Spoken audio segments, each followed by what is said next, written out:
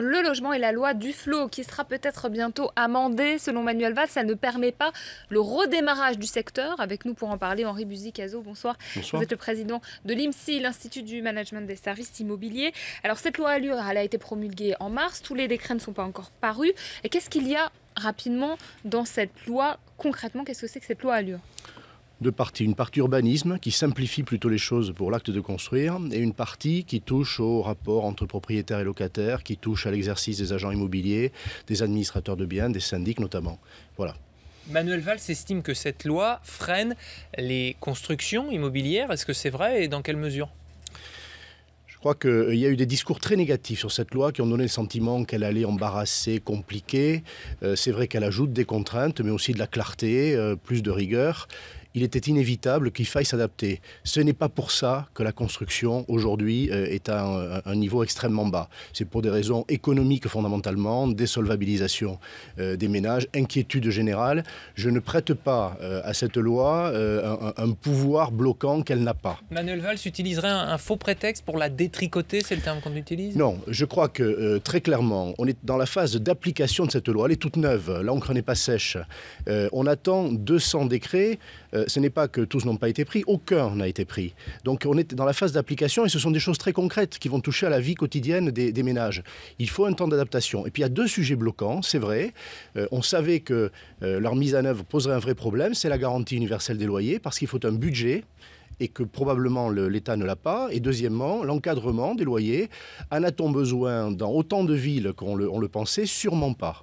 Alors, en quoi l'encadrement des loyers, ça pose problème justement? Parce qu'au départ, cette loi quand même, elle est faite pour protéger le locataire. Elle est faite pour protéger le locataire sur les marchés les plus tendus, ceux sur lesquels les augmentations sont les plus rapides et les prix les plus éloignés du pouvoir d'achat. C'est le cas évidemment de Paris, de la première, de la deuxième couronne et sans doute de 2 ou 3 autres agglomérations. Dans d'autres endroits, les prix sont orientés à la baisse depuis déjà 2 et 3 ans et on n'a pas besoin, j'ai envie de dire, ils arriveraient trop tard. Donc elle sert à Paris mais pas ailleurs. Elle sert très largement en région parisienne, beaucoup plus qu'ailleurs. Avec Emmanuel Cos, secrétaire national d'Europe Écologie Les Verts, le parti de Cécile Duflot à l'origine de cette loi, qui remercie ironiquement sur les réseaux sociaux les lobbies. Écoutez, les professionnels de l'immobilier, les représentants des propriétaires, c'est vrai, ont accueilli fraîchement un certain nombre de dispositions, surtout pendant l'examen. La loi finale est largement améliorée par rapport à la copie de départ. Alors de là à imaginer que les lobbies restent encore réticents à l'entrée en vigueur de cette loi ou ont du mal à s'adapter, il n'y a qu'un pas. Moi, je ne vois pas de manigance, j'y suis assez attentif, je suis issu de la communauté immobilière, je ne vois pas de manigance derrière. Je crois qu'on est dans une phase d'adaptation. Les décrets sont là pour ça, mais les décrets ne vont pas vider de sa substance la loi. Et le Parlement a voté. Je reviens sur cette spécificité parisienne. Ça veut dire qu'il faut une loi spécifique pour la capitale ou l'Île-de-France ?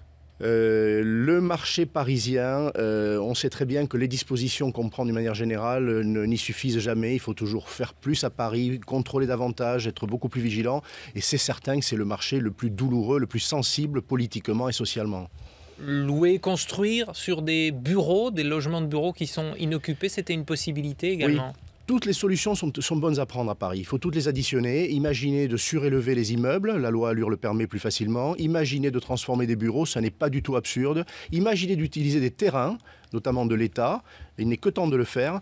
Toutes les solutions sont bonnes à prendre. Il faut arriver à multiplier par 3 la construction à Paris et dans sa proximité. Merci Henri Buzy-Cazaux pour cet éclairage sur la loi Allure en train d'être détricotée. C'est le mot à la mode. On suivra ça évidemment.